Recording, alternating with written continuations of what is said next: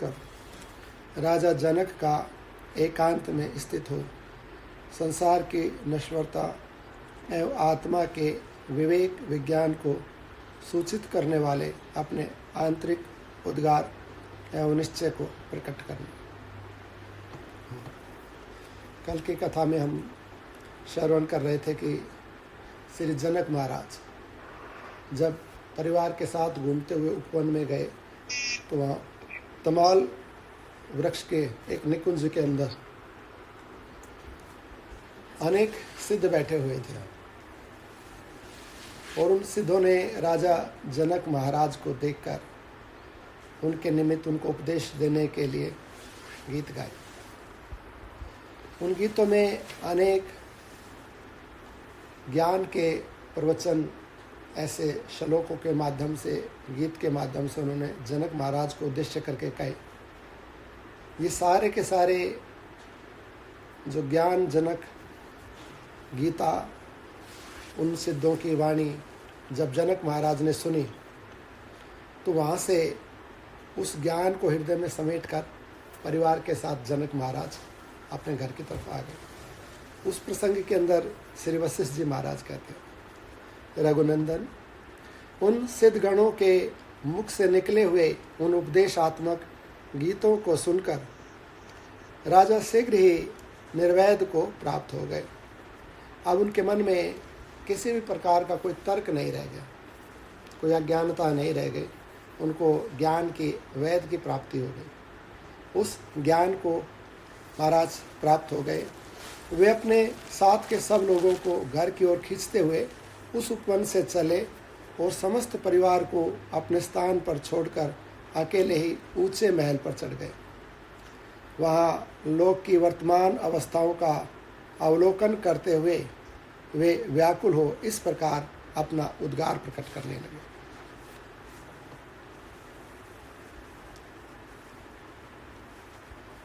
कहने लगे, हाय, बड़े दुख की बात है कि जन्म, जरा, रोग और मरण आदि समस्त लोकों की जो अत्यंत कष्टप्रद चंचल दशाएं हैं, उन्हीं में मैं बलपूर्वक लोटपोट हो रहा हूँ।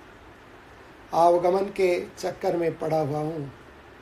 जिस काल का कभी अंत नहीं होता, उसका एक अत्यंत अल्पतम अंश मेरा जीवन है। इसमें तो व्याख्या की जरूरत नहीं, तो सब समझ में आ रहा होगा ना पूरा। बस ये तो यहाँ पर जनक महाराज अपने हृदय के जो उनके भाव हैं वो अपने आप को ही कह रहे हैं कि ऐसा विशाल अनंत काल है जिसका और छोर पता नहीं लगता, उसमें थोड़ा सा मेरा एक जीवन है। अपने बारे में ये उद्गार प्रकट कर रहे हैं। उस क्षणिक जीवन में मैं आसक्त हो रहा हूँ, अपने मन को बांधे रखता हूँ। केवल जीवन काल तक रहने वाला मेरा यह राज्य कितना है। हम जैसे ऐसा विचारते हैं कि हमारे पास इतनी धन संपत्ति, इतना लंबा जीवन है, या इतनी सुख सुविधाएं, परिवार इतना बड़ा, ये वो सब ऐसा करके रखते। राजा जनक तो पूरे एक राज्य के मालिक है, राजा है, और कह रहे हैं कि ये छोटा सा मेरा जीवन है। और वस्तुतः काल की गणना के आगे कितना है व्यक्ति का छोटा ही जीवन। और ये राज्य कितना सा है, अगर देखें कि ब्रह्मांड में पृथ्वी कितनी बड़ी है, धूल के कण के समान, और उस पृथ्वी पर भी एक राज्य मेरा है, तो इसका कितना राज्य है और ये कब तक रहेगा, या मैं कब तक रहूँगा। इस प्रकार से अपने जिस चीज़ को लेके सामान्य मनुष्य फूलता रहता है, ऐसा अहंकार करता रहता है कि मेरे पास ये है, ये है।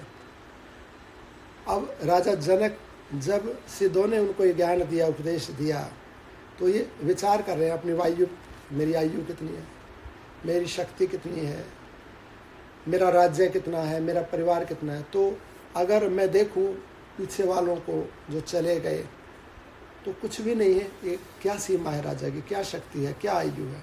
तो उनको, जिनको व्यक्ति बड़ा करके मानता है जीवन में, मेरे पास तो बहुत रुपया, बहुत शक्ति, बहुत संपत्ति, परिवार बड़ा बड़ा, ऐसा करके ज्ञान होने पर उन्हीं वस्तुओं को देखता है, कुछ भी नहीं है, छोटा सा अल्प जीवन है, अल्प शक्ति है, और ये धन की मात्रा कितनी है, थोड़ा सा ही है उनको। अब और इस जीवन में जब हम ऐसा सोचते रहते हैं कि बहुत सुविधाएं हैं, बहुत समय है, भजन कर लेंगे, कल्याण कर लेंगे, तो कहते कितना मेरा जीवन है और उसमें से कितना तो बीत ही गया। हम इस बात पर विचार नहीं करते। आज राजा जनक को जब सिद्धों ने संकेत किया, ज्ञान दिया, तो उन सब चीज़ों पर विचार कर रहे हैं राजा जनक। मेरा यह राज्य कितना है, कुछ भी तो नहीं है, परंतु इतने से ही मैं संतुष्ट होकर मूर्ख मनुष्य के समान क्यों निश्चिंत होकर बैठा। मुझे अपनी इस मूढ़ता पर दुख क्यों नहीं होता। इस जगत में ऐसी कोई वस्तु है ही नहीं जो सत्य हो, रमणीय हो, उदार हो और किसी से उत्पन्न न होकर नित्य निर्विकार रूप से स्थित हो। प्रत्येक वस्तु किसी न किसी वस्तु से प्रकट हुई है, पैदा हुई है। तो कार्य कारण का कोई कारण है, उस कारण से उसका कार्य प्रकट हुआ है। तो कोई ऐसी वस्तु नहीं है जो किसी से उत्पन्न न हुई हो, और जो किसी से उत्पन्न हुई है वो नष्ट होने वाली, नष्ट हो जाएगी। एकमात्र परमात्मा है जो किसी से पैदा नहीं होता, स्वतः सिद्ध है, इसलिए स्वतः रहता है।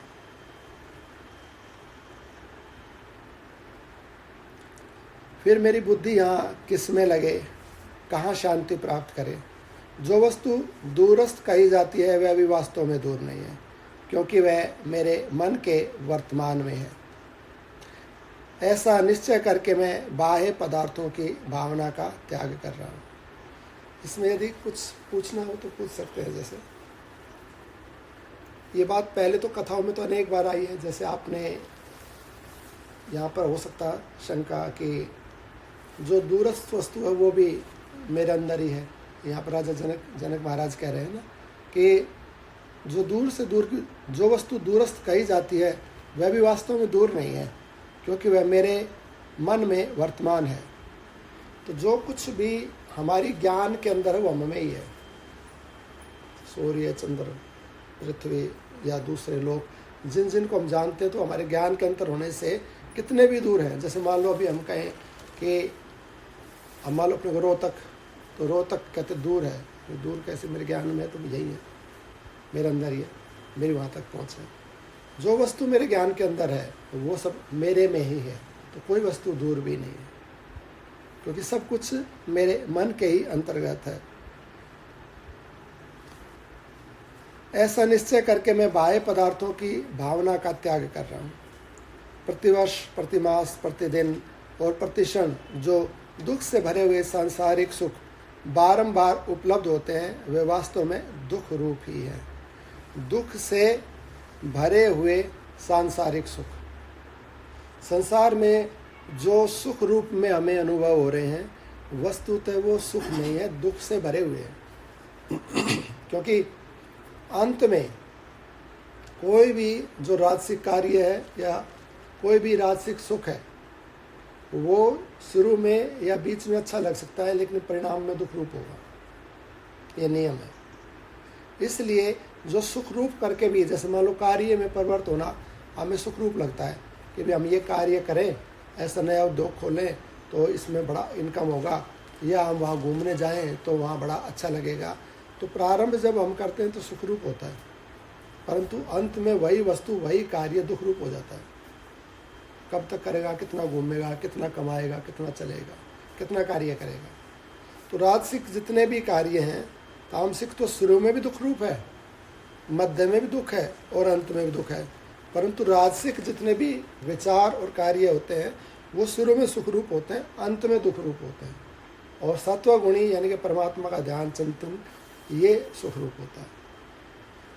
तो यहाँ पर कोई भी वस्तु प्रारंभ में सुख रूप लग रही है, कह रहे हैं वास्तव में जो ये दुख रूप प्रतिमास, प्रतिवर्ष, प्रतिदिन और प्रतिक्षण जो दुख से भरे हुए सांसारिक सुख बारंबार उपलब्ध होते हैं वे वास्तव में दुख रूप ही हैं। आज जो बड़े बड़े लोगों के सिरमौर बने हुए हैं वे ही कुछ दिनों में नीचे गिर जाते हैं। ऐ मेरे अभागे चित्त, फिर इस जगत की महत्ता में तुम्हारा यह कैसा विश्वास है। यद्यपि मैं बुद्धिमान हूँ तो भी जैसे सूर्य देव के समक्ष उनके प्रकाश को ढक लेने वाला काला मेघ आ जाता है, उसी प्रकार मेरे सामने यह आत्मा के प्रकाश को छिपा देने वाला मोह सहसा कहाँ से आ गया। विचार करें कि मोह प्रकट कहाँ से हो गया। तो मोह का जन्म होता है अज्ञान से, माया से, मन से। मन या माया या मोह, वैसे तो पर्यायवाची है ये, लेकिन जब माया का विस्तार होता है तो माया के अंदर, माया में ही शक्ति की जो जैसी वस्तु है उसको वैसे नहीं उल्टे रूप में दिखा देती, नहीं है उसको है के रूप में दिखा देती, और जो है परमात्मा उसको छिपा देती है, ऐसी माया में शक्ति। तो इसमें जो नहीं है वस्तुतः संसार या संसार के पदार्थ, उनको माया सत्य करके दिखा देती है, और उन वस्तुओं की प्राप्ति के लिए जीव लालायित हो जाता है, उसके लिए दौड़ता है। तो उस वस्तु के लिए जब दौड़ता है तो उसमें मोह पैदा हो जाता है। वो नहीं मिले तो क्रोध पैदा हो जाता है, और वस्तु मिल जाए तो उससे मोह पैदा हो जाता है, उससे लगाव हो जाता है।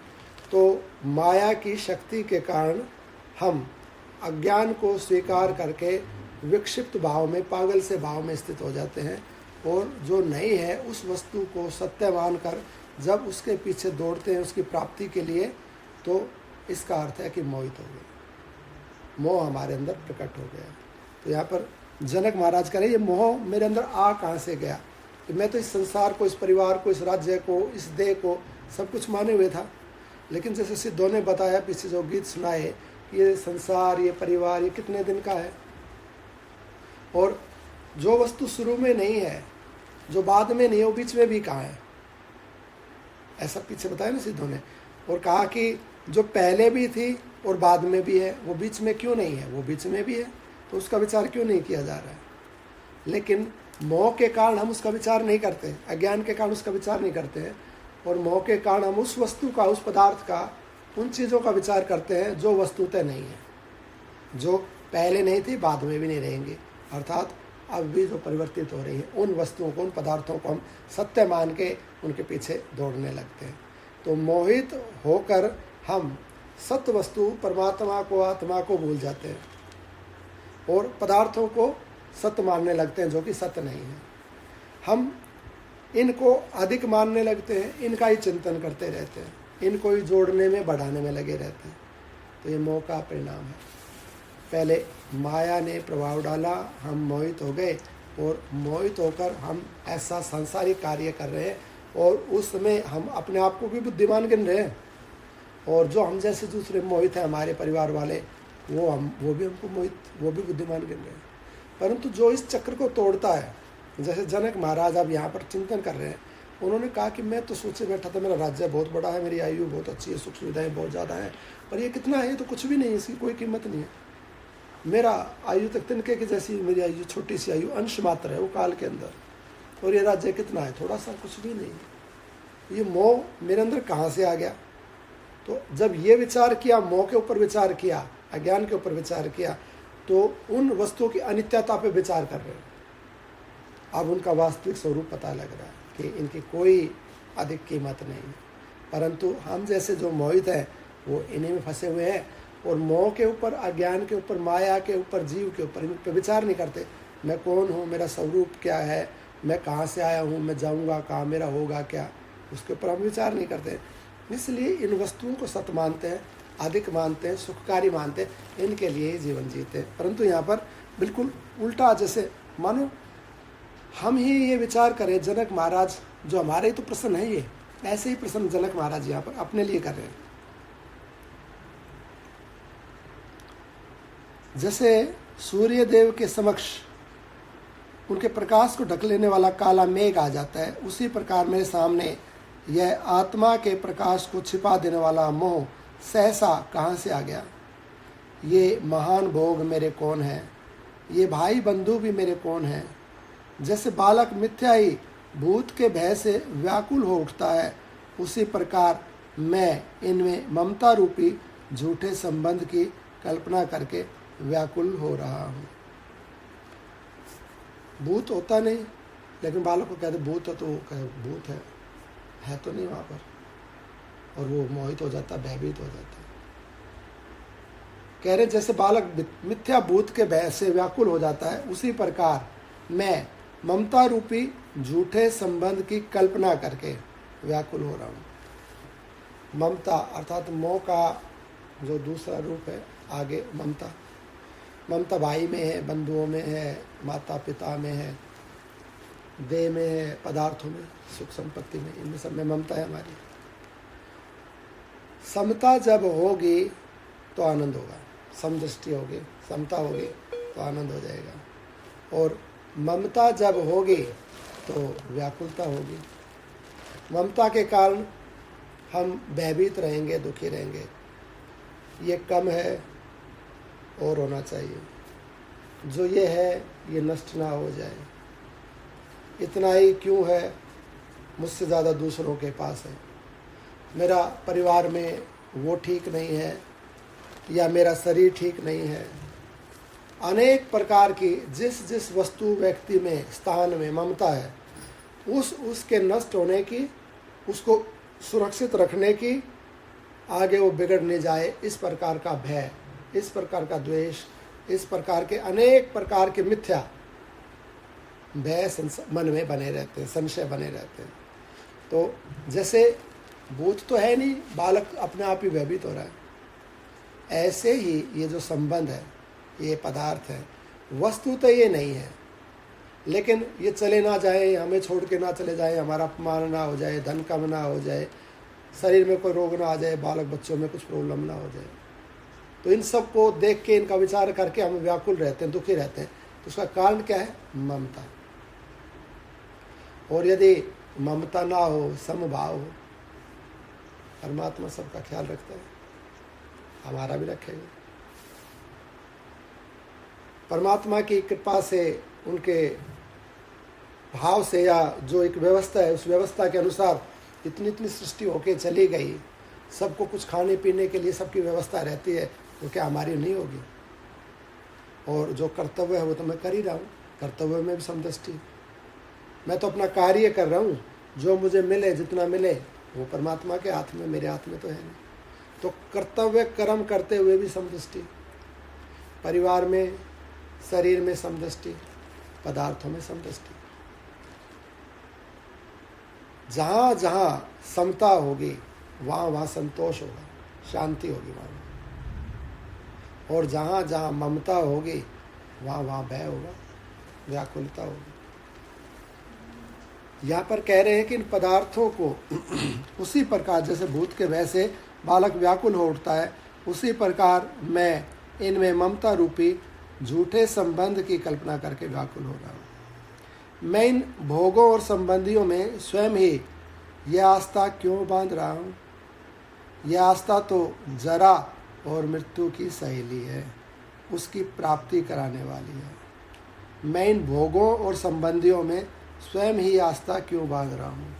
भोगों ने तो हमसे संबंध नहीं बनाया, पदार्थों ने, रुपए पैसे ने, मान सम्मान ने, हमने उनसे बना रखा है। और परिवार के लोग भी कितना हमारे से संबंध बना के रखते हैं, बहुत अधिक नहीं होता है।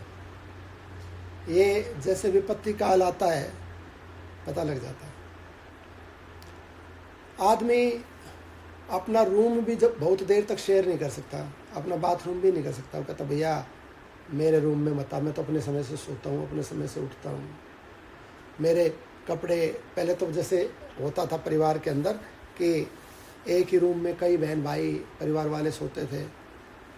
अब व्यवस्थाएं हो गई, वो मजबूरी थी तो इस कारण सोते थे। अब व्यवस्थाएं हो गई तो उन बहन भाइयों से या उन परिवार वालों से आप करके देख लो, उनकी दिनचर्या में हस्तक्षेप करके देख लो, वो तुरंत डांट देंगे भैया मेरे को मेरे हिसाब से देना है, आप अपने हिसाब से रहो, मेरे को टेंशन मत दो, मेरे को डिस्टर्ब मत करो, मैं अपने स्टाइल से रहूँगा। तो हमने उनमें आस्था, हमने उनमें संबंध जोड़ा हुआ है, ममता हमने की हुई है। उनको बहुत अधिक हमारी आवश्यकता नहीं है। परिवार वाले या समाज इसलिए हमारे को चाहते हैं कि हम उनके लिए लाभदायक हैं, हम उनके लिए उपयोगी हैं, हम उनका ख्याल रखते हैं, हम उनके कार्य करते हैं। उनका यदि कार्य करना बंद कर दो, उनके मन की जो इच्छा बात है वो बंद कर दो। जैसे संतान ही यदि माँ बाप को, संतान तो माँ बाप सबसे ज़्यादा प्यार करते हैं संतान को, संतान ही यदि माँ बाप की बिल्कुल अवहेलना करने लग जाए, बात नहीं माने, तो माँ बाप भी कहते भाई अलग रहे अपने साथ, अपने हिसाब से। सबसे मुश्किल है माँ बाप के लिए संतान को छोड़ना। संतान तो एकदम छोड़ के चली जाती है, क्योंकि ये जितने भी संबंध हैं इनमें तो फिर भी संवेदनाएं हैं, और हमारे शास्त्रों ने ऐसी शिक्षाएं दी हैं कि भाई कितनी भी प्रतिकूलता हो या तुम्हारे को कितने भी कष्ट उठाना पड़े, तुम्हें अपने माँ बाप की, सास ससुर की, बहन भाइयों की ख्याल रखना है, देखभाल करना है, तुम्हारा कर्तव्य है। कर्तव्य है, ऐसा कर्तव्य समझा के बांध के रखते हैं। हमारे शास्त्रों में इतनी सुंदर परंपरा संत महात्माओं ने की हुई है कि हम उस कर्तव्य के नाते जुड़े रह जाते हैं। परंतु जैसे ही वास्तविक स्थिति अर्थात ये चीज हटा दी जाए, शास्त्र का बंधन हटा दिया जाए, तो सब कोई भले ही नहीं माने इस बात को, लेकिन सबको एक ज्ञान होता है कि कितना भी निकटतम व्यक्ति हो, जब तक उसके मन की बात हो रही है, उसके अनुकूल दिनचर्या हो रही है, चीज़ें हो रही हैं, तब तक ही वो सहयोगी है, साथ रहने को तैयार है। नहीं तो एक क्षण में छोड़ देगा। या तो मजबूरी के कारण साथ रह रहा है, या किसी मर्यादा शास्त्र की आज्ञा के कारण साथ रह रहा है, या फिर उसको हमारे से लाभ है, अनुकूलता है, इसलिए साथ रह रहा है। परंतु बहुत अधिक उनकी आस्था नहीं होती है व्यक्तियों की, लेकिन उनमें ज्ञान है, संवेदना है, इसलिए ठहर जाते हैं। पदार्थों में तो ज्ञान और संवेदना भी नहीं है। घर में, रुपये में या स्थान में संवेदनाएं कहाँ होती हैं, उनमें ज्ञान कहाँ होता है। तो हमारे जिनको हम अपना कहते हैं वो भी बहुत देर तक प्रतिकूलता में हमारे साथ संबंध नहीं रख सकते, आस्था नहीं रख सकते हमारे अंदर। पदार्थ कैसे हमारे में आस्था रखेगा, संबंध रखेगा? पदार्थ तो पकड़ता ही नहीं है, संबंध बनाता ही नहीं है पदार्थ। तो घर कहाँ संबंध बनाता? आप रहो, अभी उठ के चले जाओ, घर को क्या मतलब है? कितना भी आपकी बड़ी एस्टेट है, एम्पायर है, छोड़ दो, उसको क्या मतलब है आपसे? रुपए पैसे को क्या मतलब है? घोड़ा गाड़ी को आपसे क्या मतलब है? तत्सम छोड़ के चले, उनकी कोई आस्था नहीं। लेकिन हम आस्था बना के रखते हैं, मेरा घर, मेरा परिवार, मेरे बच्चे, मेरा रुपया, मेरे मित्र, मेरे संबंधी, मेरा मेरा मेरा आस्था हमने बना रखी है, और इसलिए ही हम दुखी हैं। इन्होंने आस्था नहीं बना रखी है, इनकी हम में वास्तविक प्रीति नहीं है, क्योंकि ये सत्य है, प्रेम निष्काम होता है और वो परमात्मा से ही होता है। या तो प्रेम परमात्मा से होगा या परमात्मा के संबंध से होगा, दूसरी जगह प्रेम नहीं हो सकता है, ये नियम है। दूसरी जगह स्वार्थ का संबंध होता है, कहीं ना कहीं स्वार्थ जुड़ा रहता है, उसके अंदर मिश्रित होता है। निष्काम प्रेम नहीं होता है। निष्काम प्रेम स्वयं से होता है, अपने से व्यक्ति प्रेम करता है और अपने से प्रेम करने वालों से प्रेम करता है। तो वस्तुतः प्रेम उनसे नहीं करता है, अपने से करता है, स्वयं से करता है, आत्मा से प्रेम करता है, या फिर जिनसे करता है वो आत्मा के संबंध से प्रेम करता है, परमात्मा के संबंध से प्रेम करता है। संसार में प्रेम नहीं होता है, ये मूर्खता है, ये अज्ञानता है। संसार में संबंध होते हैं, संसार में व्यवहार होता है। तो इसलिए संसार में संबंध तो बना के रखो, संसार में व्यवहार तो रखो, संसार में समदृष्टि तो रखो, पर प्रेम की आस्था मत रखो, क्योंकि प्रेम संसार में हो ही नहीं सकता है। प्रेम परमात्मा में होता है। लेकिन हाँ, पूछ सकते। माँ और बेटे का जैसे होता है, या फिर संतान का जो अपने माँ बाप से होता है, या माँ बाप का जो संतान से होता है, वो तो निष्काम होता है। यदि बेटा उल्टा चलने लगे, माँ बाप ने जन्म दिया बेटा बेटी को, और बेटा बिल्कुल ना माँ बाप की सुनता है, ना मानता है, उल्टा उनको अपशब्द भी कहने लगता है या पीट भी दे, तो क्या वो माँ बाप रखते हैं उस संतान को? यदि निष्काम है, क्यों रखता है संतान को माँ बाप? क्योंकि उससे भी कहीं ना कहीं सकामता होती है, मेरा सम्मान करे या बुढ़ापे में मेरा सहारा बने, मेरे को कमा के खिलाए, या मैं मेरा नाम ऊंचा करे, कुछ ना कुछ करे, उसमें ये जो है कि मेरे को दे, पैसा दे, सुख दे, सम्मान दे या कुछ दे, तो लेने की भावना होती है संतान से भी। और संतान की भी भावना होती है कि माता पिता मेरे को सम्मान दे, मेरे को समझे, मेरे को पैसा दे, मेरे को अधिकार दे, उनके भी लेने की भावना होती है। यदि जिस संतान की माता पिता से लेने की भावना नहीं है, देने की भावना है, तो वहाँ पर वो सांसारिक प्रेम नहीं है, वो प्रेम मतलब वहाँ पर वो व्यवहार और वो नहीं है, वहाँ पर वो प्रेम पारमार्थिक है, वो संबंध भी पारमार्थिक है, क्योंकि वो माता पिता में वो संतान परमात्मा भाव रखता है। या फिर संतान बिल्कुल उपद्रवी है, महान नालायक है, कोई काम की नहीं है, उल्टा सम्मान का भी नुकसान करती है, पैसे का भी नुकसान करती है, शरीर में मारपीट भी करती है, सब प्रकार से नुकसान करती है, फिर भी भगवान के ही हैं, अपने ही सब भगवान का, फिर भी माँ बाप उसको रखे हुए, तो परमात्मा के संबंध से ही रखे हुए हैं। तो प्रेम जहाँ होगा वो परमात्मा से या परमात्मा के संबंध से होगा। नहीं तो जहाँ हमारी अनुकूलता में, सुख सुविधा में, मान सम्मान में, या हमारी जितनी मांग है उन मांग में कमी पड़ेगी, वहीं पर संबंध टूट जाएगा। नहीं रखेंगे माँ बाप भी बच्चे को, और ना ही बच्चे माँ बाप को रखेंगे, पति पत्नी अलग हो जाएंगे। लेकिन अगर फिर भी संबंध बना हुआ है और फिर भी वास्तविक प्रेम है, तो वहाँ पर वो व्यक्ति या तो वो माँ बाप परमात्मा स्वरूप है या वो संतान परमात्मा स्वरूप है। तो वो परमात्मा को जानते हैं, परमात्मा के आत्मा के संबंध से वो सब चल रहा है। ये तो संसार के नाते, संसार के संबंध से, व्यवहार से चीज़ें नहीं चलेंगी, टूट जाएंगी। क्योंकि आस्था, शरीर जो बना हुआ है ना, वो पंचभूतों से बना हुआ है। हमारी मन, बुद्धि, ये विचार पंचभूतों से बने हुए हैं, और पंचभूत आपस में एक दूसरे से आस्था या प्रेम या संबंध नहीं है। ये नहीं है कि एक के साथ, एक के बिना दूसरा नहीं रह सकता है।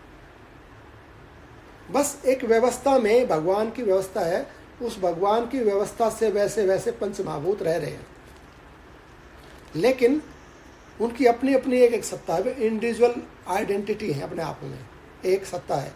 वायु एक सत्ता है, जल एक सत्ता है, पृथ्वी एक सत्ता है, आकाश एक सत्ता है, अग्नि एक सत्ता है। अलग अलग है, ये एक से नहीं बना हुआ, पांचों से बना हुआ है। इन पांचों से हमारे शरीर बने हुए हैं। इन पांचों में जो संबंध है वो आत्मा को लेके है। जो पांच महाभूत हैं ये आपस में जो जुड़े हुए हैं, उनमें एक यूनिटी है आत्मा की। मान लो एक धागा है, वो धागा आत्मा है, और उस धागे में पांच मन के पिरोए हुए हैं, आकाश, वायु, जल, अग्नि और पृथ्वी। तो ये इस मन के पे टिके हुए हैं। इनका आधार, इनका जुड़ाव आत्मा के कारण है। अब इन पांच महाभूतों से ही हमारे शरीर बने हुए हैं। तो जैसे उन पांच महाभूत आपस में जो जुड़े हुए हैं, उनमें एक आत्मा के कारण यूनिटी है। ऐसे ही यदि हमारे संबंध जुड़े हुए हैं प्रतिकूल होने पर, देखो आग का बिल्कुल अलग गुण है और जल का बिल्कुल अलग गुण है। अग्नि चाहती है मैं जल को सुखा दूं, और जल चाहता है मैं अग्नि को बुझा दूं, विपरीत गुण है ना। वायु अग्नि का विपरीत गुण है। पृथ्वी और आकाश का, आकाश बिल्कुल सूक्ष्म है, पृथ्वी स्थूल है एकदम से।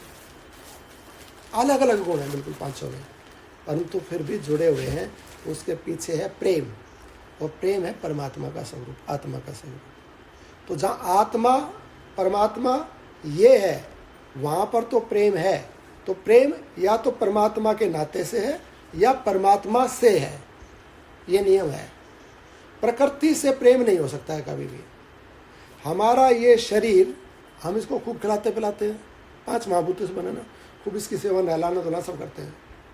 एक बार 1 घंटे धूप में खड़े हो जाए, एकदम से बीमार हो जाएगा। 1 मिनट भी शर्म नहीं करेगा कि भी इतना नहलाया धुलाया है, इतनी मेरी सेवा करी ना 50 साल, तो इसने 2 घंटे धूप में खड़ा हो गया या अग्नि में खड़ा हो गया या पानी में खड़ा हो गया तो 1 सेकंड में जल जाएगा, अग्नि के अंदर, पानी के अंदर गल जाएगा, धूप में बीमार हो जाएगा, बिल्कुल संबंध को मेंटेन नहीं करेगा, सुनेगा नहीं।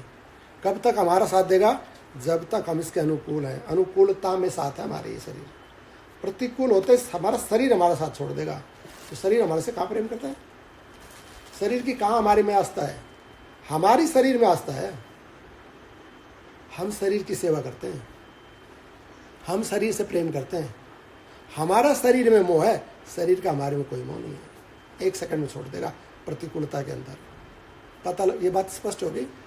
तो जब हमारा शरीर जो बिल्कुल मेरे सबसे नज़दीक है वही प्रतिकूलता में मुझे छोड़ देगा, तो संतान, मेरे मित्र या ये संपत्ति कैसे नहीं छोड़ देगी? 1 सेकंड में छोड़ देगी साथ प्रतिकूलता के अंदर। नियम है ये, बिल्कुल छोड़ देगी। लेकिन ये सारे जुड़े हुए हैं ना आपस में, परिवार, माँ बाप या जो भी कुछ सिस्टम जुड़ा, ये आत्मा से जुड़ा हुआ, प्रेम के कारण जुड़ा हुआ। उनमें एक ही ग्लू है, आत्मा। सब या तो स्वार्थ से और या आत्मा से, 2 ही संबंध है। तो प्रेम स्वयं से होता है और स्वयं के नाते से होता है। दूसरे शब्दों में कहें तो प्रेम परमात्मा से होता है या परमात्मा के नाते से होता है। पति महान नालायक है, परंतु पत्नी का उसमें भगवत भाव है। वो मारेगा, पीटेगा, गाली देगा, छोड़ेगा नहीं। तो शरीर के नाते उसका सम्मान नहीं है, भगवान के नाते सम्मान है। भगवान है तो भगवान के नाते से प्रेम होया, संबंध होया ना। माँ बाप मान नालायक हैं, खूब बदतमीजी करते हैं और संतान को बुरा भला कहते रहते हैं, कुछ देते नहीं, फिर भी नहीं, पिता है, माता है, भगवत स्वरूप, भगवान से संबंध है ना। मैं तो 1 सेकंड में कह देगा गेट आउट, मैं जवान हूँ, कमाना जानता हूँ, सब कुछ है, मेरे को सुनने की जरूरत नहीं है। भगवान का संबंध हटते ही प्रेम टूट जाएगा। 1 सेकंड में संतान माँ बाप को बाहर कर देगी, 1 सेकंड के अंदर। तो कहाँ पर है? परमात्मा से प्रेम है। आस्था, प्रेम, यदि हम ये माने कि संसार हमारे से प्रेम कर रहा है तो नहीं कर रहा है, ये असत्य बात है। मूर्ख लोग हैं वे जो ऐसा मान के जीते हैं। कोई किसी से, हमारा शरीर हमारे से प्रेम नहीं करता। 1 सेकंड में टूट जाएगा प्रतिकूलता। एक बार जहर खा के देख ले, सारी ज़िंदगी घी पिलाया है, सारी ज़िंदगी मीठा खिलाया, कितनी मिठाइयाँ, कितनी सेवा की, 1 सेकंड में टूट जाएगा शरीर। एक बार जहर पिला, एक बार प्रतिकूल व्यवहार करके देख ले। प्रेम नहीं है, आस्था नहीं है, व्यवहार है, जुड़ा हुआ बस। ऐसे ये समाज, संसार, दुनिया जुड़ी हुई है व्यवहार के कारण। लेकिन ये वास्तविक नहीं है। वास्तविक सत्ता प्रेम परमात्मा से है। तो फिर उसी से प्रेम करो ना, इनके साथ व्यवहार करो, इनमें समदृष्टि रखो, इनसे भी प्रेम करो तो परमात्मा के नाते से करो। परमात्मा के ही तो हैं सारे के सारे। ये सारे मेरे परिवार वाले, मेरा शरीर, मेरे संबंधी, सब भगवान के बनाए हुए, तो भगवान ही है। तो भगवान के नाते प्रेम हो जाएगा। फिर भले ही वो हमारे से प्रतिकूल व्यवहार करते हो, बातें करते हो, हमारा अनिष्ट चाहते हो, तब भी नहीं। भगवान का ही रूप, सब भगवान, सब गुण। तो प्रतिकूलता में वहाँ प्रेम परमात्मा के नाते से स्पष्ट हो गया। बोले वृंदावन बिहारी लाल की जय, राधे रानी सरकार की जय। प्रेम का कोई टाइम भी हो? नहीं, प्रेम जो जैसे है, माँ बच्चे से प्रेम करी, निस्वार्थ करी। हाँ, पशु पक्षी भी अपने मोह जो है नहीं, माँ जो बच्चे का है, अंडे के ऊपर से जैसे टटीरी है, कोई भी है, वो नहीं उठती। जी, वो कब तक नहीं उठती? जब तक बच्चा बड़ा नहीं होता। बड़ा होने के बाद वही उसको बात है। हाँ। ये जो है ना, मतलब जैसे दिन के पास का जो समय होता है, अभी दिन निकल रहा है तो रात्रि भी है वहाँ पर। तो जो जिसके नज़दीक होती है ना, उसका गुण उसमें रहता है। जैसे हम बाहर रहें, बाहर गर्मी है तो हमारा शरीर भी गर्म हो जाता है, और बाहर ठंड रहे तो उसका गुण हमारे अंदर आता है। तो जिसके नज़दीक जो रहता है ना, उसका गुण उसमें रहता है, पास की चीज़ का गुण उसमें रहता है। तो ये जो संबंध है या जो मोह है, ये जो ममता है, ममता बनी है मम से, मैं से। संस्कृत में मम, मैं को कहते हैं। तो मैं से तो ममता बनती है। और आत्मा से प्रेम, आत्मा का गुण है प्रेम, और मम का गुण है ममता या मोह। ये जो ममता और मोह है ये प्रेम के नज़दीक है। जैसे 3 डिग्रियां या 4 डिग्रियां होती हैं, या 3 स्टेजेस 4 स्टेजेस होते हैं, तो उनमें जो सुपरलेटिव डिग्री है, सुपरलेटिव के नीचे जो है ना, तो उसमें इसमें इसका गुण रहता है। जैसे अग्नि के समीप लोहे को रख दें तो अग्नि का गुण लोहे में आ जाता, समीप है, उसके समीप होने से उसका गुण उसमें आ जाता वस्तु के अंदर। ऐसे ही प्रेम का गुण भी ममता में रहता है। तो माँ बाप का जो होता है, अधिकतर ऐसा नहीं कहा जा रहा है कि सब जगह, ये पहले स्पष्ट कर दिया गया है कि जहाँ पर प्रेम है तो वो दैवीय गुण है वो, और दैवीय गुण में तो प्रेम रहेगा, वो माँ बाप का भी रहेगा, संतान का भी रहेगा, और कोई संबंध नहीं है तो भी प्रेम हो सकता है दूसरों से भी, वो दैवीय गुण है, वो आत्मा का गुण है, वो संभव है। परंतु प्राय जो संसार में देखा जाता है, जैसे आपने एग्जाम्पल दिया कि पक्षी के ऊपर, अंडे के ऊपर पक्षी बैठा रहता है, या पशु भी अपने बच्चों की रक्षा के लिए सिंह से भी लड़ जाता है ऐसा, और ये अपने सांसारिक मनुष्य जो है अपने संतान के लिए या अपने माँ बाप के लिए मरने मारने को तैयार हो जाते हैं। तो वस्तुतः ये प्रेम जैसा लगता है, क्योंकि प्रेम के बिल्कुल नज़दीक है ये, लेकिन ये ममता होती है, इसको प्रेम नहीं कहा जा सकता है। प्रेम का तब पता लगेगा जब वो कसौटी पे कसा जाएगा। जैसे हिरण्याकशिपु है और प्रहलाद महाराज हैं, तो बिल्कुल उल्टा है एकदम से।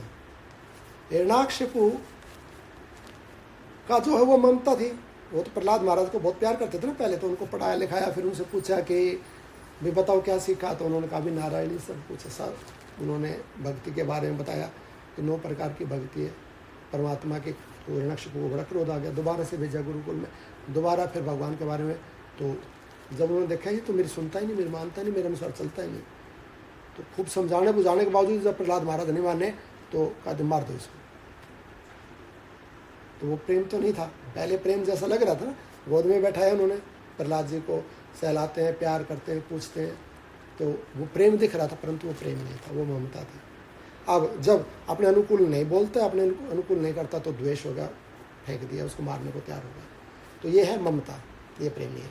परंतु जो प्रहलाद महाराज का पिता में पितृभक्ति है वो है प्रेम। उन्होंने एक बार भी, जैसे उन्होंने आग में जलवाने की कोशिश करी तो भी उन्होंने पिता का निरादर नहीं किया। उन्होंने लोहे के खंबे से बोला इसको आलिंगन कर, लोहे के खंबे का आलिंगन करे प्रहलाद महाराज ने, जलवाने का कोशिश किया तो भी उन्होंने पिता का निरादर नहीं किया। उन्होंने सर्पों के बीच में बोले बहुत सारे विषैले सर्प ले आओ, एक कमरे में वहाँ इसको डाल दो, काट लेंगे इसको रात भर और ये मर जाएगा। तो सर्पों ने काटा ही नहीं, क्योंकि उनको भी, उनमें भी वो भगवत बुद्धि रही सर्पों में, प्रहलाद जी की, सब भगवान तो हैं और उनकी भी प्रहलाद जी में भगवत बुद्धि होगी। तो प्रेम, उनका सर्पों से भी द्वेष नहीं था, ये सर्प क्यों है, मैं इनके कमरे में क्यों बैठा हूँ, तो उनके साथ भी आनंद से रहे, प्रेम था।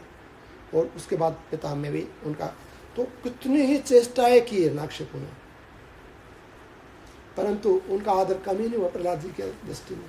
तो क्यों आदर कम नहीं हुआ, उनको पता था ये सब परमात्मा ही है, परमात्मा लीला कर रहा है पिता के रूप में। जो मेरे साथ ये प्रतिकूलता है, ये जैसा प्रतिकूल व्यवहार हो रहा है, तो परमात्मा ही मेरा परीक्षण कर रहा है, परमात्मा ही लीला कर रहा है। तो प्रेम है, ये प्रेम है। पिता बिल्कुल उल्टा है, और पुत्र जो है प्रेम कर रहा है, ये तो प्रतिकूलता में जो हो रहा है वो प्रेम है।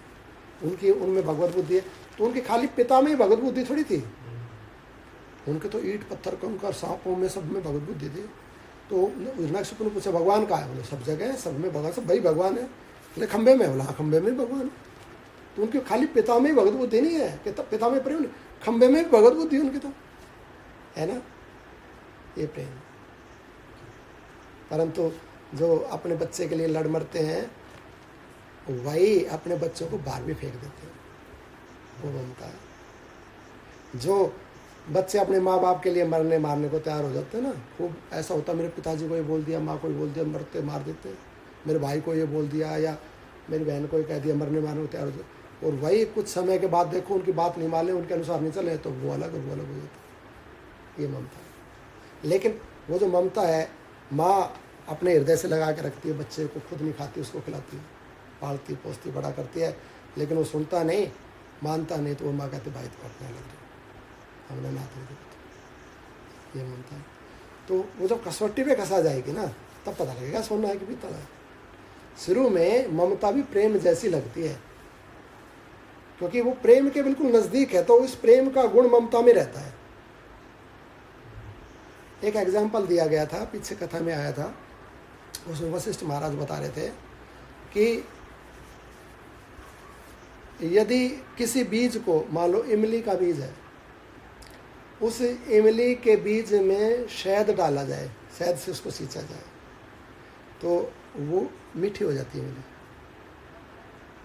उसमें मीठे का गुण आ जाएगा उसके अंदर, क्योंकि उस बीज में शहद का रस भी डालते रहे हैं और मीठी मीठी चीज़ें डालते रहे हैं, तो उसमें जो इमली का पौधा बनेगा, जो उसमें फल लगेगा ना, तो उनमें मिठास रहेगी उसके अंदर। और उसी इमली को यदि धतूरे के रस से सींचा जाए उस बीज को, और जब वो पैदा होगा ना, तो वो नॉर्मल खट्टी कड़वी हो जाएगी। तो वस्तु का प्रभाव उसके संग से आ जाता है। इसलिए जो जिसके बिल्कुल नज़दीक होता है उसका संग का, ये तो कहते हैं ना कि संग व्यक्ति का अच्छा होना चाहिए।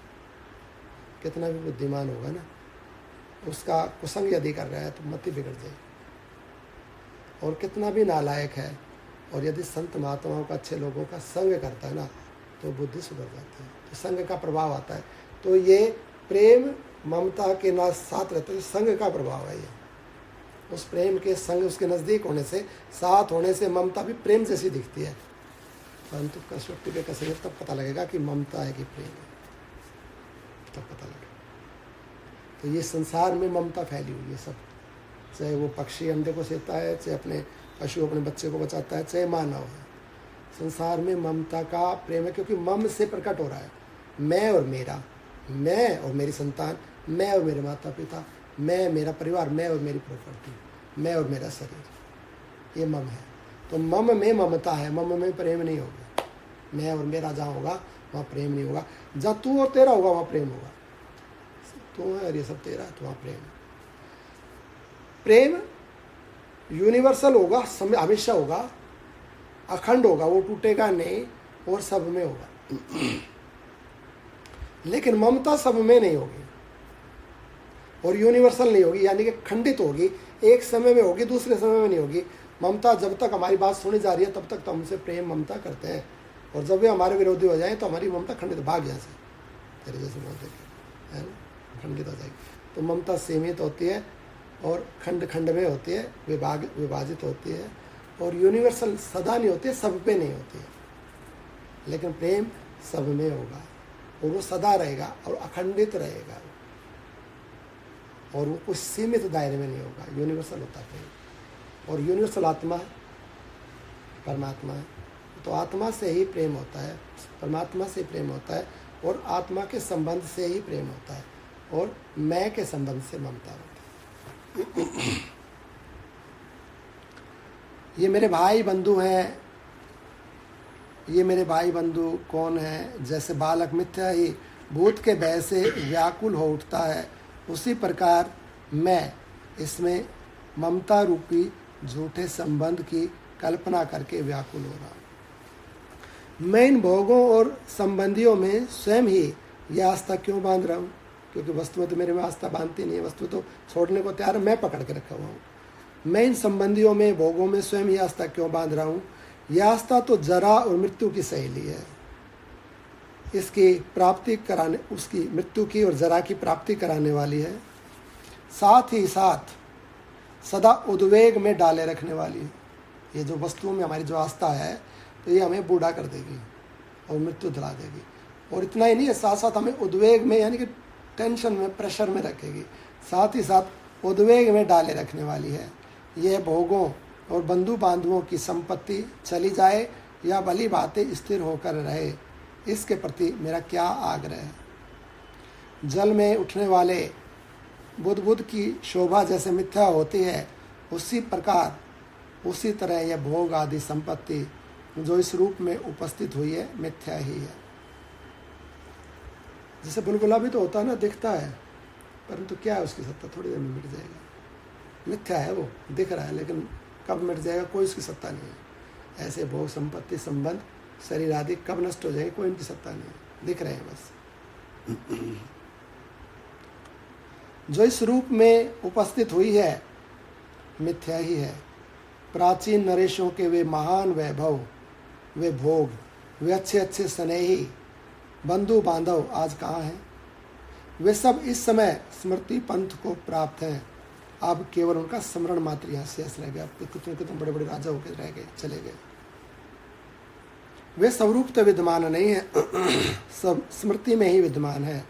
इस दृष्टांत को सामने रखते हुए वर्तमान भोग आदि संपत्ति पर भी क्या आस्था हो सकती है? पूर्ववर्ती भूपालों के वे धन कहाँ हैं? पूर्व कल्पों में ब्रह्मा जी ने जिनकी सृष्टि की थी वे जगत कहाँ चले गए? जब पहले का सब कुछ नष्ट हो गया, तब आज के इन वैभव भोगों पर मेरा यह कैसा विश्वास है? जैसे जल में अनंत बुदबुद उठते हैं और विलीन हो जाते हैं, उसी तरह लाखों इंद्र काल के गाल में चले गए, तो भी मैं इस जीवन में आस्था बांधे बैठा हूँ। देवराज इंद्र नहीं रहे, बड़े बड़े लोकपाल नहीं रहे, मैं इस शरीर को, इस संपत्ति को, इन संबंधों पर ही बैठा। ऐसा कैसे? साधु पुरुष मेरी इस मूढ़ता पर आसेंगे। करोड़ों ब्रह्मा चले गए, कितनी सृष्टि परंपराएं आई और चली गई, असंख्य भूपाल धूल के समान उड़ गए, फिर मेरे इस तुच्छ जीवन पर क्या आस्था हो सकती है? यह, वह और मैं, तीन प्रकार की कल्पना असत्य रूप ही है। यह, वह और मैं, यह बोली वृंदावन बिहारी लाल की जय, राधे रानी सरकार की जय। यह आत्मा, वह वस्तु और मैं। यह आत्मा, वह और मैं, तीनों। यह देह, वह पदार्थ, मैं जीव। हो गए तीन। पदार्थ किसके लिए? शरीर के लिए। शरीर किसके लिए? जीव, मेरे लिए। मैं, मेरा शरीर और पदार्थ। तो यह जीव, मैं शरीर, वह पदार्थ। यह आत्मा, यह सब आत्मा है, सब परमात्मा। यह आत्मा या यह परमात्मा, वह संसार और मैं शरीर, या मैं अहंकार। तीन हो गए ना? मैं अहंकार, यह परमात्मा, वह संसार। तीन हो गए, ये तीन। यह, वह और मैं, यह तीन प्रकार की कल्पना असत्य रूप ही है। इसमें जैसे अगर कल्पना है, यह शरीर, मैं अहंकार और पदार्थ मेरा, वह पदार्थ, यह शरीर और मैं अहंकार, ये तीन, ये कल्पना है। तो ये तीन प्रकार की कल्पना असत्य रूप ही है। अहंकार रूपी पिशाच से ग्रस्त हुए मनुष्य की भांति मैं क्यों अब तक मूर्खों के समान विचार शून्य होकर बैठा रहा हूँ? मैं इस व्याप्त हुई काल की सूक्ष्म रेखा से प्रतिक्षण नष्ट होने वाली अपनी आयु को देखता हुआ भी नहीं देखता। यद्यपि दिन रात निरंतर अब भी आते जाते रहते हैं, फिर भी आज तक एक दिन भी ऐसा नहीं देखा जिससे मुझे नित्य एक सत्य परमात्म वस्तु का साक्षात्कार हुआ। निरंतर कितने दिन चले गए आते जाते हुए, परंतु एक दिन भी ऐसा नहीं देखा। जनक महाराज कह रहे हैं, एक दिन भी ऐसा नहीं देखा जिसमें मुझे नित्य एक सत्य परमात्मा वस्तु का साक्षात्कार हुआ। जिस दिन हो जाएगा उस दिन फिर अखंड रूप से रहेगा।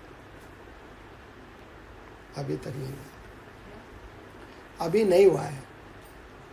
अभी हम उसको जानते हैं, परमात्मा के विषय में हम जानते हैं, हमने सुनकर हमने जान लिया, परंतु उसका अनुभव नहीं हुआ, उसमें स्थिति नहीं हुई। अब हम जैसे ये 3 यहाँ बताए, यह वह मैं, तो इनमें ही संसार में, पदार्थ में, अहंकार में और शरीर में, इनमें स्थिति है। परंतु जब आत्मा में स्थिति हो जाएगी, एक बार उसका दर्शन, साक्षात्कार, स्थिति हो जाएगी, तब एक ही सत्ता हो जाएगी।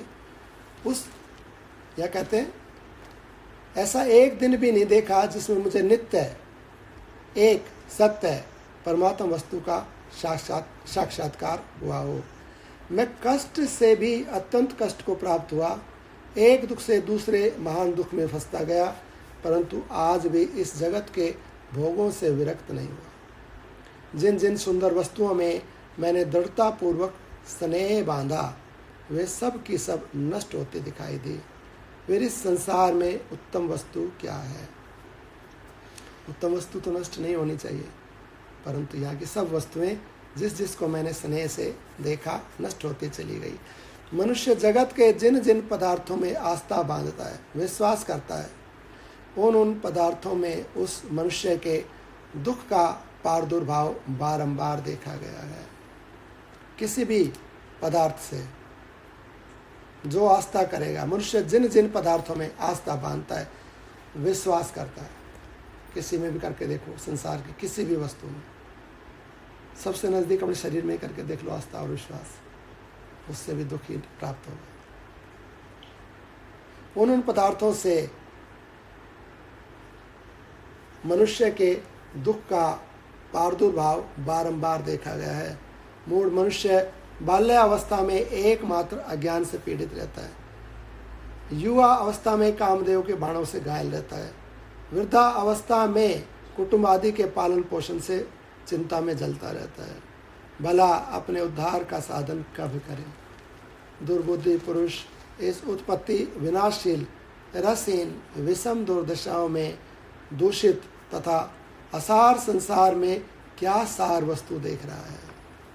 कोई सामर्थ्यशाली पुरुष राजसूय और अश्वमेघ आदि सैकड़ों यज्ञों का अनुष्ठान करके भी अधिक से अधिक महाकल्प पर्यंत उपभोगों में आने वाले स्वर्ग को ही पाता है, जो महाकाल की दृष्टि से उसका एक अत्यंत अल्पतम अंश है। यदि स्वर्ग का राजा भी बन गया, देवराज इंद्र भी बन गया, तो काल के एक अंश में वो बस वो राज्य भी, वो पद भी, इंद्र पद भी समाप्त हो जाएगी। स्वर्ग से अधिक जो अनंत नित्य विज्ञान आनंद घन ब्रह्म है, उसकी प्राप्ति उसे नहीं होती। कौन सा वह स्वर्ग है और इस पृथ्वी पर या पाताल में कौन सा ऐसा प्रदेश है जहाँ दुष्ट भरमरियों की भांति ये आपत्तियाँ जीव को अभिभूत नहीं करती। ये आदि मानसिक व्यथाएं, जो मानसिक दुख होते हैं, मन के दुख, आदियाँ, व्याधियाँ, शरीर के रोग, ये आदियाँ अपने ही चित्त रूपी बिल में रहने वाले सर्प हैं, और ये व्याधियाँ शरीर रूपी स्थल के खुदे हुए क्षुद्र जलाशय हैं। इनका निवारण कैसे किया जा सकता है? सत्य वर्तमान कालिक दृश्य के सिर पर असत्य विनाशशीलता बैठी है। वर्तमान कालिक जितना भी दृश्य है, इसके सिर पर विनाशशीलता बैठी है। रमणीय पदार्थों के मस्तक पर अरम्यता विराज रही है और सुखों के माथे पर दुख चढ़े हुए बैठे। भला इनमें कौन सी ऐसी एकमात्र वस्तु है जिसका मैं आश्रय लूँ? ये सभी वस्तुएं मिथ्या हैं। अज्ञान से मोहित शुद्ध प्राणी जन्म लेते और मरते हैं। यह पृथ्वी उन्हीं लोगों से ठसाठस भरी है जो साथ अज्ञान से मोहित शुद्ध प्राणी जन्म लेते और मरते हैं। यह पृथ्वी उन्हीं लोगों से ठसाठस भरी है, ऐसे जन्मने मरने वाले लोग। जो साधुओं से बढ़कर साधु हैं, ऐसे महापुरुष इस संसार में दुर्लभ हैं। नील कमल के समान मनोहर और भ्रमर के समान चंचल विभूषित विलासनी विनीताएं, वे भी क्षणभंगुर के कारण उपहास के योग्य हैं। संसार में रमणीय से रमणीय, सुस्थिर से सुस्थिर पदार्थ है, किंतु यह सारी पदार्थ संपत्ति अंत तो गत्वा चिंता और दुख का ही कारण होती है। फिर तुम इसकी इच्छा क्यों करते हो? स्वयं को ही कह रहे हैं।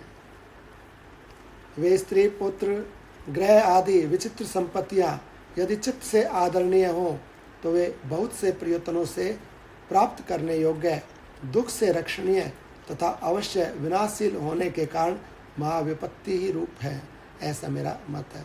धन संपत्ति संतान इत्यादि पहले तो कष्ट से मिलते हैं, फिर कष्ट पाकर उनकी रक्षा करते रहो और अंत में सब ये संपत्ति इत्यादि नष्ट ही हो जाते हैं और विनाशशील होने के कारण महाविपत्ति रूप ही है, ऐसा मेरा मत है। किंतु यदि धन संपत्ति और बंधुजनों के वियोग रूप आपत्तियां भी साधु संग, तपस्या और ज्ञान आदि की प्राप्ति करा देने के कारण विचित्र एवं कल्याणकारी हैं, ऐसा मन में विश्वास हो जाए तो वे भी विवेक, वैराग्य आदि महान आरंभों से युक्त संपत्तियां ही हैं, ऐसा मैं मानता हूँ। ऐसा कह दिया पहले कि धन संपत्ति स्त्री पुत्र ये भी पहले तो इनकी प्राप्ति में दुख है, फिर इनका रक्षा में दुख है और अंततः या तो वे नष्ट हो जाते हैं या हम नष्ट हो जाते हैं, तो ये दुख के कारण ये सारे के सारे।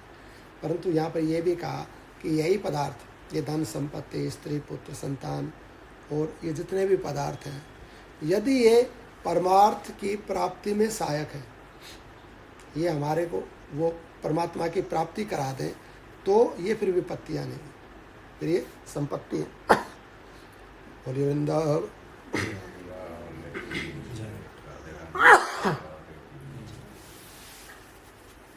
जैसे धन विपत्ति भी और संपत्ति भी। धन से यदि व्यक्ति कुमार्ग पर चलता है, भोग में प्रयोग करता है, अपनी सुख सुविधा में लाता है, तो वही धन हमारा पतन कर देता है। उसी धन को परमार्थ में लगाए और पारमार्थिक कार्य करते हुए अपना जीवन जिए, तो वही धन संपत्ति है, तो कल्याण कर देगा। संतान यदि कुपात्र है सारी की सारी और बुरे कार्यों में लगी हुई है, तो पितृ भी नरकों से, स्वर्गों से, पितृलोक से नरकों में आ जाते हैं। और वही संतान यदि अच्छी है, तो यदि माता पिता से थोड़ी चूक भी हो गई हो तो उनका कल्याण का। ये जितने भी संबंधी हैं, पदार्थ हैं, रुपया पैसा है, या ये हमारा देह, यदि ये परमार्थ में सहायक है, इसका प्रयोग यदि हम परमार्थ में कर रहे हैं, तब ये सब चीज़ संपत्तियाँ। जैसे कल की कथा में ये चर्चा हो रही थी कि इसी संसार को, इन्हीं पदार्थों को हम भगवान से जोड़कर भगवान की सेवा में लगाते हुए जब कार्य करते हैं तो हमारे कल्याण में सहायक हो जाते हैं। और इन्हीं को जब हम अपने से जोड़कर अपनी तृप्ति, संतुष्टि या स्वार्थ पूर्ति के लिए प्रयोग करते तो पतन का कारण हो जाती है यही वस्तु। तो चाहे हमारा शरीर है, चाहे संपत्ति से संबंधी। तो यहाँ पर जनक महाराज कह रहे हैं कि ये जो स्त्री पुत्र धन संपत्ति इत्यादि ये नष्ट होने वाले हैं, तो नष्ट होने वाले हैं, इसलिए इनको संपत्ति नहीं कहा जा सकती। संपत्ति तो परमात्मा का नाम है, परमात्मा। परंतु यदि ये परमात्मा की प्राप्ति में सहायक हो जाए तो ये सबके सब संपत्ति कही जाएंगे। यहाँ पर कह रहे हैं स्त्री, धन और ग्रह आदि विचित्र संपत्तियां यदि चित्त से आदरणीय हो तो वे बहुत प्रयत्नों से प्राप्त करने योग्य है, दुख से रक्षणीय है तथा अवश्य विनाशशील होने के कारण महाविपत्ति रूप है। एक मत का आगे कहा, किंतु यदि धन संपत्ति और बंधुजनों के वियोग रूप आपत्तियां भी साधु संग, तपस्या और ज्ञान आदि की प्राप्ति करा देने के कारण विचित्र एवं कल्याणकारी है, प्राप्ति करा देने के कारण विचित्र एवं कल्याणकारी है, ऐसा मन में विश्वास हो जाए तो वे विवेक, वैराग्य आदि महान आरंभों से युक्त संपत्तियां ही हैं, ऐसा मैं मानता हूँ। इसमें जैसे यहाँ पर ये कहा कि धन संपत्ति बंधुजनों से वियोग रूप आपत्तियां, साधु संग, तपस्या और ज्ञान, इनकी प्राप्ति करा दें। धन संपत्ति या परिजनों का वियोग, उनका संयोग या वियोग, संयोग से भी अंततः भय होता है, अंततः पीड़ा होती है कि ये कहीं छोड़ के ना चला जाए। जैसे कोई अपना प्रियजन, आत्मीयजन चला जाता छोड़ के, या जीवन पूरा हो जाता, तो उससे कितना दुख होता है। तो संयोग रहते रहते उनके साथ जुड़े रहने से भी हमें कितना सतर्क रहना पड़ता है। कोई भी मुंह से गलत बात नहीं निकल जाए, उनके प्रतिकूल कोई व्यवहार नहीं हो जाए, कुछ खाने पीने की कमी ना रह जाए, उनके आदर सत्कार में कोई कमी ना रह जाए, तब कितने कष्ट से संबंधों का निर्वहन होता है, इतना रहता ना। और यदि वे संबंध हमने बना के रखे इतनी, और कोई छोड़ के चला गया अपना आत्मीयजन, बेटा है या माता पिता है या कोई भी पति पत्नी है, दूसरे स्थान में चला गया, किसी दूसरे नगर में या दूसरे देश में, तो कितनी पीड़ा होती है। या शरीर पूरा हो गया तो दूसरे लोक में तो कितनी पीड़ा होती है। तो उनके साथ रहने से पहले कितना कष्ट है, और उनके चले जाने से उनके बिछो में कितना कष्ट है। तो साथ रहने में भी कष्ट है, अतः कितना हम सजग रह के उस संबंधों को निभाते हैं। थोड़ा सा भी अगर असजग हो गया तो संबंधों में दरारें आ जाती।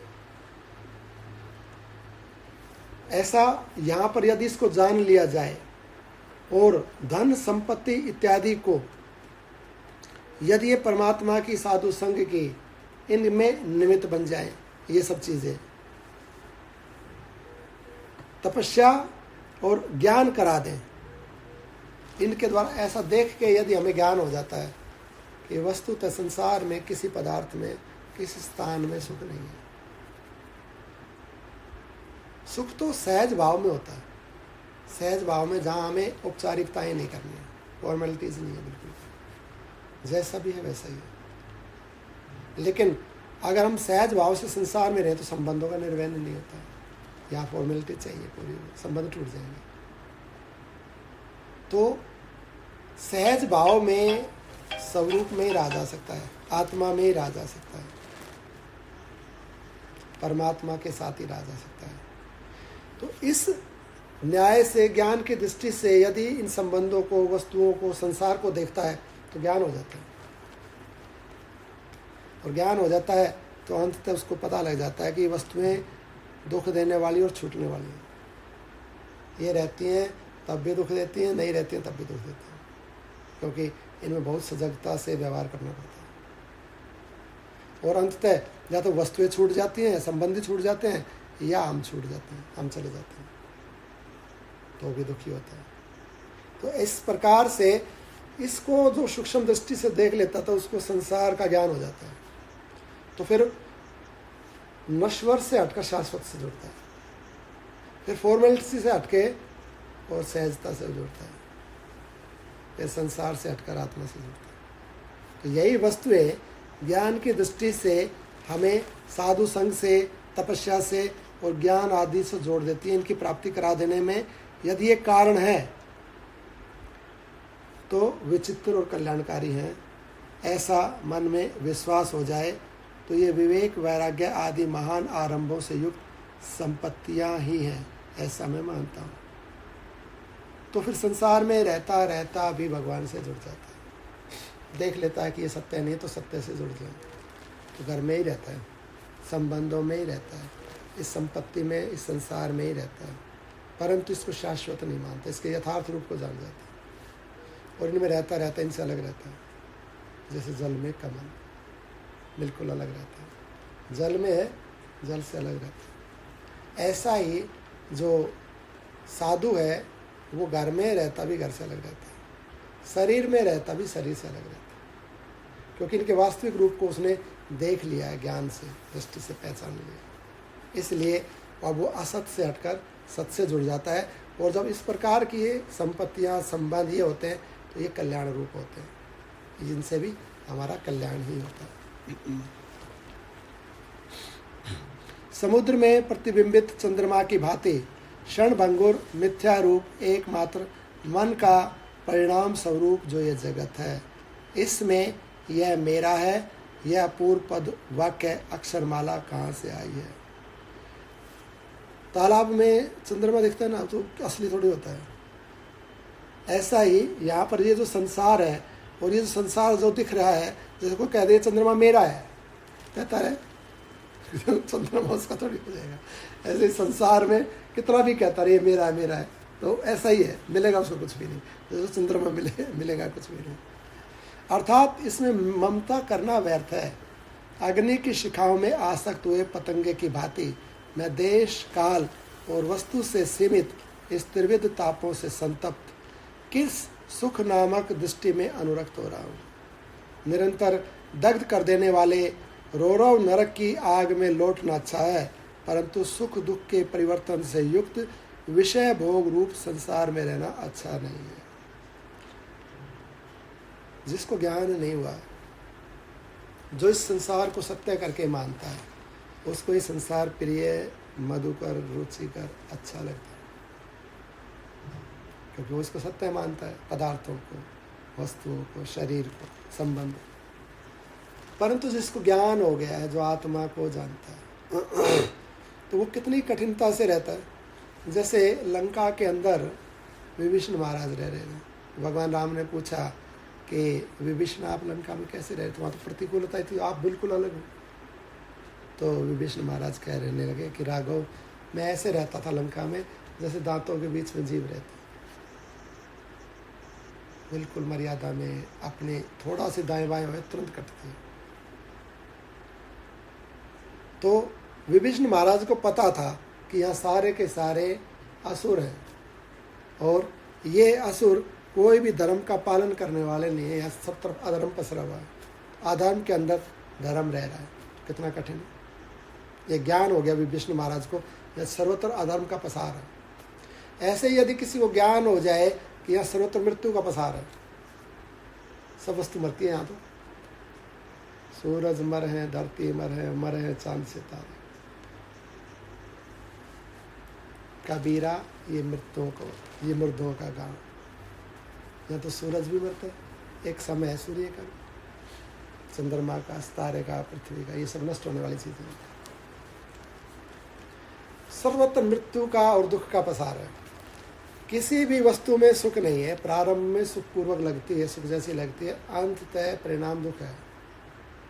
हमारा संबंध भी, जो हमारा बेटा पोता का है, वो भी दुख देता है आखिर में। जब वो हमसे दूर चले जाते हैं तब दुख देते हैं, हमारी नहीं मानते हैं तो दुख देते हैं। तो सर्वत्र दुख का और मृत्यु का पसार है यहाँ पर, परंतु उसमें रहना है, इतना कष्टदायी। लेकिन इसी को यदि परमात्म रूप देखता है, सत्य रूप देखता है, और परमात्मा से जुड़ के परमात्मा के न्याय से, संबंध से सब संबंध व्यवहार हो रहे हैं, तो ये ठीक है। फिर तो ना किसी के आने का दुख है, ना किसी के जाने का दुख। उसके लिए ना अनुकूलता ना प्रतिकूलता, एक परमात्मा ही है। और जहाँ एक परमात्मा है वहाँ तो सुख आनंद है। परंतु जो इसको देख लिया, जिसने इसको जान लिया है, वो इस संसार में आनंदित नहीं रह सकता, एक बात। परंतु जिसको इसका ज्ञान नहीं है इस संसार का, जो इसको सत्य करके मानता है, संबंधियों को, संपत्ति को, शरीर को सत्य करके मानता है, ये तो है भी, ये तो सत्य है सारे के सारे, तो उसको इसका ज्ञान नहीं, तो वह ज्ञान के कारण सुखी, तो वह ज्ञान के कारण यहाँ रहना चाहता है। अज्ञान के कारण ही वो इसको, दुख को सुख मान के रह रहा है। सुख है नहीं उसको भी, परंतु उसको दुख का नहीं मालूम है। वो इस असत को सत्य मान के ही इसमें सुख स्वरूप से रहता है। जैसे उपमा दी जाती है कि जैसे सुअर को पता नहीं होता ये कीचड़ है या ये गंदगी है, वो उसको ही अमृत करके पूरा शुद्ध करके मानता है, उसमें रमण करता रहता है। ऐसा ही जिसको संसार का यथार्थ ज्ञान नहीं है, वो अज्ञानी इसमें रमण करता है, वो बस इसमें सुख बुद्धि रखता है, सुख कहीं नहीं है। तो सुख दो ही अवस्थाओं में होगा, या तो मूढ़ है बिल्कुल अज्ञानी, या परम ज्ञानी, तो सब परमात्म स्वरूप हो गया। अन्यथा संसार में दुख का, मृत्यु का पसार। तो ऐसी अवस्था में कहते हैं कि नरक में अग्नि में जलना तो सुगम है, जनक महाराज कह रहे हैं, पर इस संसार में रहना कठिन है, ऐसा कह रहे जनक महाराज।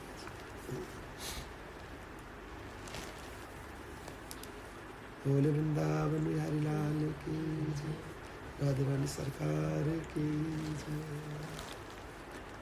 निरंतर दग्ध कर देने वाले रौरव नरक की आग में लौटना अच्छा है, परंतु सुख दुख के परिवर्तन से युक्त विषय भोग रूप संसार में रहना अच्छा नहीं है। संसार ही समस्त दुखों की चरम सीमा कहलाता है। इसके भीतर पड़े हुए शरीर में सुख की प्राप्ति कैसे हो सकती है, जो बाह्य आकार मात्र से रमणीय प्रतीत होने वाली किंतु विनाश की प्राप्ति कराने वाली है। मन रूपी बंदर की वह चपलता वृत्तियों का अनुभव हो जाने पर मैं आज से इसमें रमण नहीं करूँगा। स्पष्ट हो गया? जो सैकड़ों आशा रूपी पाशों से ओतप्रोत तथा अधोगति उदरगति एवं संताप को देने वाली है, उस संसार की वृत्तियों को मैंने बहुत भोग लिया। अब मैं इनमें विश्राम लेता हूँ। मैं प्रबुद्ध जागा हुआ हूँ तथा हर्ष एवं उत्साह से भरपूर हूँ। अपने पारमार्थिक धन को चुराने वाले मन नामक चोर को मैंने देख लिया है, अतः अब मैं इसे मार डालता हूँ। क्योंकि इस मन ने चिरकाल से मुझे मारा है, मेरा पतन कराया है। जैसे सूर्य की धूप से ओस या पाले के कण गल जाते हैं, उसी तरह मेरा मन यथार्थ ज्ञान द्वारा ब्रह्म तत्व में नित्य निरंतर स्थिति प्राप्त करने के लिए बहुत शीघ्र लय को प्राप्त होगा। जैसे धूप के गिरने से ओस गल जाती है, उसी प्रकार यथार्थ ज्ञान से, परमात्मा के ज्ञान से मेरा मन गल जाएगा, लय को प्राप्त हो जाएगा, शीघ्र ही लय को प्राप्त होगा। सिद्ध महापुरुषों ने नाना प्रकार के उपदेशों द्वारा मुझे अच्छी तरह बोध करा दिया है। अब मैं परमानंद स्वरूप परमात्मा में प्रवेश कर रहा हूँ। परमात्मा रूपी मणि को पाकर एकांत में उसी को देखता हुआ मैं अन्य सारी इच्छाओं को शांत करके सुखपूर्वक स्थित होऊंगा।